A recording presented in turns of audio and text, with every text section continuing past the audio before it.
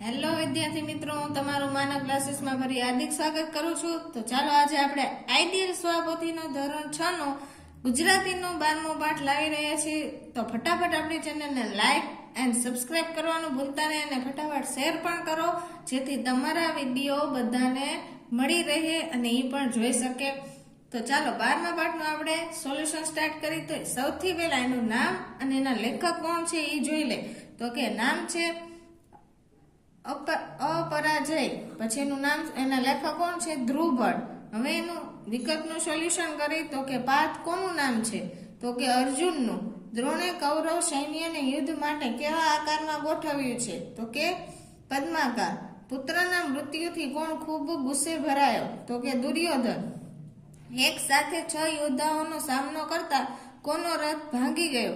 તો અભિમન્યુનો. પોતાના બધા સાથીઓને એક સાથે અભિમન્યુ પર તૂટી પડવાનું કોણે કહ્યું? તો કે દ્રોણે. કોને ચિંતા થાય કે હવે અર્જુન યુદ્ધ કરવાનું છોડી દેશે? દ્રૌપદીને. અભિમન્યુના મૃત્યુથી કોણ ખૂબ ખુશ થઈ ગયું હતું? તો કે દુર્યોધન, દ્રોણ કે કર્ણ અને દુશાસન? તો કે દુર્યોધન આવશે.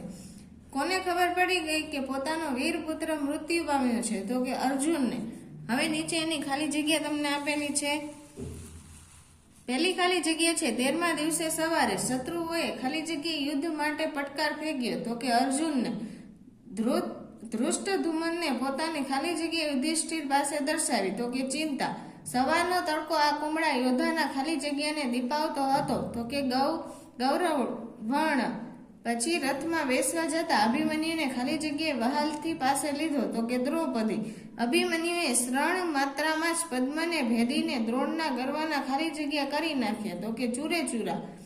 ખાલી જગ્યા શિબિરના દ્વારમાં શાંત નિશ્ચલ ઉભા હતા? તો કે શ્રી કૃષ્ણ. હવે છે નીચે તમને ખરા ખોટા આવેલા છે. તો કે પિતાએ અભિમન્યુને પદ્મવ્યૂહ ભેદતા શીખવ્યું હતું? સાચું. શત્રુઓ અર્જુનને રણભૂમિના દક્ષિણ છેવાડે ખેંચી ગયા? સાચું. દ્રોણે પદ્મવ્યૂહની રચના કરી તેથી પાંડવ સેના ચિંતિત ન હતી? ખોટું. અભિમન્યુને વિશ્વાસ હતો કે તે પોતે ચક્રવ્યૂહ તોડી શકશે? તો કે સાચું. પછી છે પાંડવો ઈચ્છતા હતા કે અભિમન્યુ વ્યૂહમાંથી કોઈની મદદ વગર જાતે જ પાછો ફરે? ખોટું. યુદ્ધની બહાર નીકળવા માટે અભિમન્યુને અન્ય યોદ્ધાઓની મદદની જરૂર હતી? સાચું. પાંડવો પદ્મવ્યૂહમાં પ્રવેશીને તેને વેરવિખેર કરી દેશે એવી અભિમન્યુને ખાતરી હતી? ખોટું. અભિમન્યુએ સારથીને કહ્યું કે દ્રોણ યુદ્ધના નિયમોનું પાલન નહીં કરે? ખોટું. દ્રૌપદી અભિમન્યુનું યુદ્ધ જોતી હતી? ખોટું. જોત જોતામાં અભિમન્યુને વ્યૂહની એક પછી એક હરોળ તોડી નાખી? સાચું. હવે છે ખોટા વિકલ્પ ચેક નાખવાના છે. તો આપણા અહીં લખેલા છે, તમે એમાંથી જોઈને કરી શકો છો. નીચે આપેલું છે કોણ બોલી શકે છે, એટલે કે પાઠમાં કોણ બોલે છે આ વાક્ય? તો કે જો આ પદ્મવ્યૂહને ભેદી નહીં શકાય તો પાંડવ સૈન્યનો વિનાશ થઈ શકે? તો કે ધૃષ્ટદ્યુમ્ન. આવ બેટા અભિમન્યુ, મેં જ તને બોલાવ્યો છે? તો કે યુધિષ્ઠિર. પછી ચિંતા ન કરો કાકાશ્રી, આ પદ્મ હું ચોક્કસ ભેદી શકીશ? તો અભિમન્યુ. હા બેટા, અમે જ તને બોલાવ્યો છે? તો કે યુધિષ્ઠિર. બેટા અમે તને અંદર ઘેરાવા દઈશું નહીં. એવું કોણ બોલે છે? તો કે ભીમ. એવી જ રીતે નીચે તમને પણ પાછું એવું જ કંઈક આપેલું છે, જોઈએ આપણે. તો કે સૂચનામાં શું કીધું? તો કે અભિમન્યુની પાછળ જતા ભીમ ખાલી દોઢ શાંત નિશ્ચલ ઉભા રહ્યા? સુધી વાંચો અને વિધાન કોને લાગુ પડે છે તે લખો. એટલે કે એનો મિનિંગ એવો જ થયો તે કે કોણ બોલે છે તે લખવાનું છે આપણે. તો કે પાંડવોને આગળ વધતા અટકાવી દીધા એવું કોણ કહે છે? જયદ્રથ. જોત જોતામાં એણે વ્યૂહની એક પછી એક હરોળ તોડી નાખી એવું કોણે કર્યું હતું? એટલે કે અભિમન્યુએ. પુત્રના મૃત્યુથી એ ખૂબ ગુસ્સે ભરાયો? તો કે દુર્યોધન. પોતાના બધા સાથીઓ એક સાથે અભિમન્યુ પર તૂટી પડવાનું કહ્યું? તો કે દ્રોણ. એક સાથે 6 યોદ્ધાઓનો સામનો કરતા એનો રથ ભાગી ગયો? તો કે અભિમન્યુ. અભિમન્યુના મૃત્યુથી એ ખૂબ ખુશ થઈ ગયો? દુર્યોધન. એને ચિંતા થઈ કે હવે કદાચ અર્જુન યુદ્ધ કરવાનું છોડી દેશે? દ્રૌપદી. એને ખબર પડી ગઈ કે પોતાનો વીર પુત્ર મૃત્યુ પામ્યો છે? તો કે અર્જુનને. બંને ભાઈઓ અર્જુન સમક્ષ શોક વ્યક્ત કરવા લાગ્યા? તો યુધિષ્ઠિર અને ભીમ. ચાલો હવે આપણે એક એક વાક્યના પ્રશ્ન જવાબ જોવાના છે.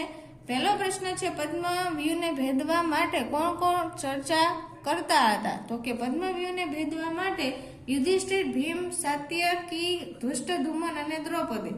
પદ્મવ્યૂહને ભેદવાની શક્તિ કોના કોનામાં હતી? તો કે શ્રી કૃષ્ણ, અર્જુન, પ્રદ્યુમન અને અભિમન્યુમાં.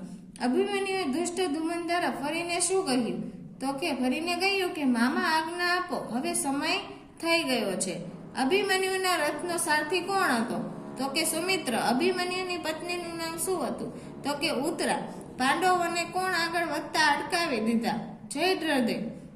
દુર્યોધનનો ક્રોધ કેમ કાબુ ન રહ્યો? તો કે અભિમન્યુએ દુર્યોધનના પુત્રને માર્યો હતો, તેથી તેનો ક્રોધ કાબુમાં ન રહ્યો. ગુરુ દ્રોણે દુર્યોધનને શું વચન આપ્યું હતું? તો ગુરુ દ્રોણે દુર્યોધનને વચન આપ્યું હતું કે તે કોઈ એક પાંડવ મહારથીને મારશે.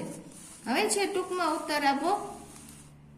પેલું છે પદ્મવ્યૂહ અંગે અભિમન્યુને કઈ બાબતનું જ્ઞાન ન હતું? તો કે અભિમન્યુને પદ્મવ્યૂહ ભેદતા તો આવડતું હતું, એટલે કે 6 કોઠાનું જ્ઞાન હતું, પરંતુ ભેદીને બહાર નીકળવાનું એટલે કે 7મા કોઠાનું જ્ઞાન ન હતું. એટલે કે એવું કહે છે કે અહીંયા અંદર સુધી જવાનું ત્યાં સુધી એને આવડતું હતું, પછી બહાર નીકળતા આવડતું નહોતું. પદ્મવ્યૂહને જોઈ ધૃષ્ટદ્યુમ્નને શી ચિંતા થઈ કે જો આ પદ્મવ્યૂહને ભેદી ન શકાય તો સાંજ સુધીમાં તો પાંડવ સૈન્યમાં મહાવિનાશ સર્જાય. અભિમન્યુએ પદ્મવ્યૂહ બાબતે યુધિષ્ઠિરને શું કહ્યું? તો કે કાકાશ્રી, આ પદ્મ હું ભેદી શકીશ, પરંતુ મારા પદ્મ પ્રવેશ પછી જો તમે પાખડીઓ ભીડાઈ જાય તો પાંડવો એક મહારથી ગુમાવશે. સારથી અભિમન્યુને શું કહ્યું? તો કે કુમાર દ્રોણને હું જાણું છું, તે નિયમ વિરુદ્ધ યુદ્ધ કરશે. આપે આપના પિતાશ્રીની આજ્ઞા લીધા હોત તો સારું હોત.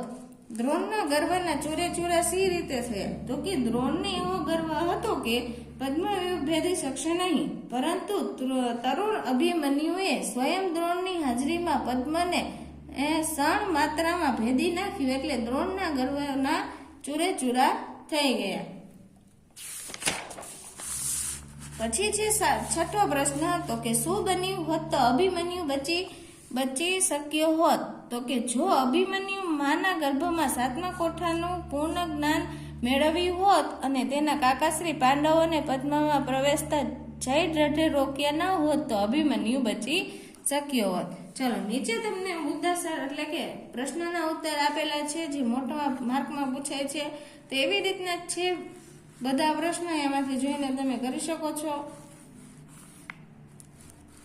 પાઠને આધારિત જ છે. જો સરખી રીતના પાઠ સમજશો તો દરેક પ્રશ્નનો ઉકેલ તમને આવડી જશે.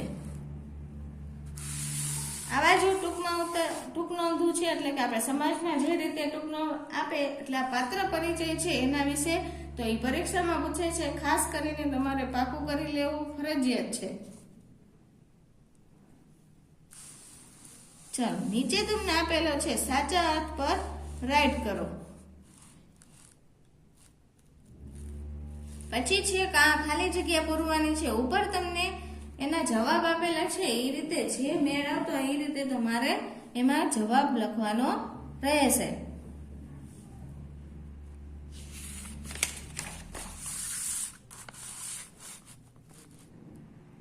હવે છે નીચે પણ સાચા અર્થ પર રાઈટ કરો. જેવી રીતના આપણે વિકલ્પમાં પૂછે છે તે રીતે જ વિકલ્પમાં પણ પૂછી શકે, તેથી તમારે સરખી રીતના પાકું કરી લેવું.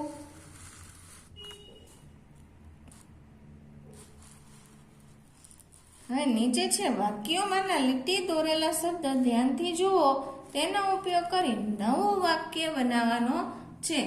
આ લીટી કરેલા શબ્દ છે એનો ઉપયોગ કરીને આપણે નવું વાક્ય બનાવવાનું. જો અહીંયા બનાવેલું છે, જ્યારે પણ હું શાળાએ જતો ત્યારે ઝરમર વરસાદ પડતો. એવી રીતના કે જે લીટી શબ્દ હોય એ શબ્દોનો આપણે એમાં ઉપયોગ લેવો પડશે ફરજિયાત. મેં બનાવ્યા છે, તમને જો કોઈ નવીન આવડતા હોય તો તમે તમારી રીતે પણ બનાવી શકો છો.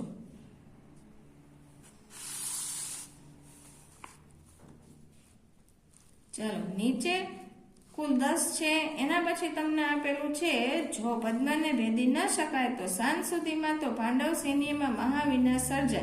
તેને ભેદવાનું સામર્થ્ય શ્રી કૃષ્ણ, અર્જુન અને પ્રદ્યુમન સિવાય કોઈનામાં હોય તો તે તારામાં જ છે. આ જ વાક્યોમાંથી મળતી માહિતી વાળા વાક્ય સામે રાઈટ કરો. એટલે જેના આધારિત આવતું હોય આપણે એમાં રાઈટ કરવાનું રહેશે. હવે નીચે તમને એક જોડકું આપેલું છે, તે પણ આમાંથી જોઈને કરી શકો છો લખીને.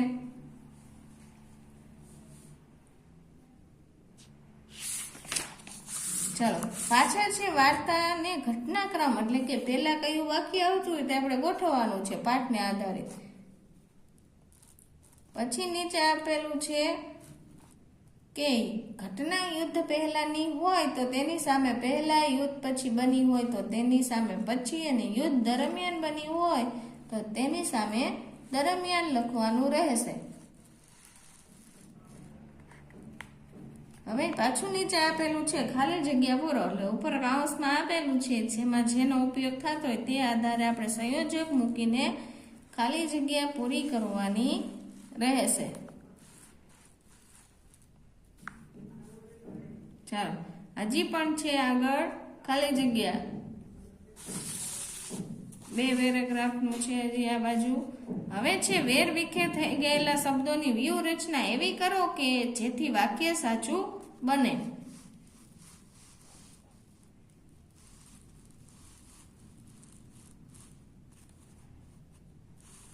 ચાલો નીચે આપેલી છે જોડણી સુધારો, તે પણ આપણે વ્યવસ્થિત આમાંથી જોઈને તમે લખી શકો છો. પછી છે સમાનાર્થી શબ્દ, એમાં મેં 2 સમાનાર્થી લખેલા છે મિનિંગ થતો, એમાં તમારે કોઈ પણ તમને એક આવડે તો તમે તે એમાંથી જોઈને લખી શકો છો, જે તમને સહેલો અને યાદ રહીએ તેવો.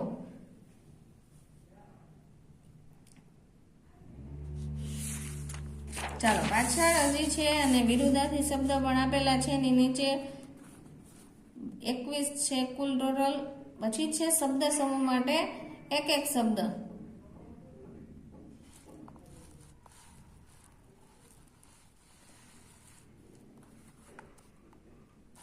પછી એની નીચે આવશે રૂઢિપ્રયોગના અર્થ આપી વાક્ય પ્રયોગ કરો. અર્થમાં જે આપેલું હોય તે ફરજિયાત છે અને વાક્ય તમે તમારી રીતે બનાવી શકો છો.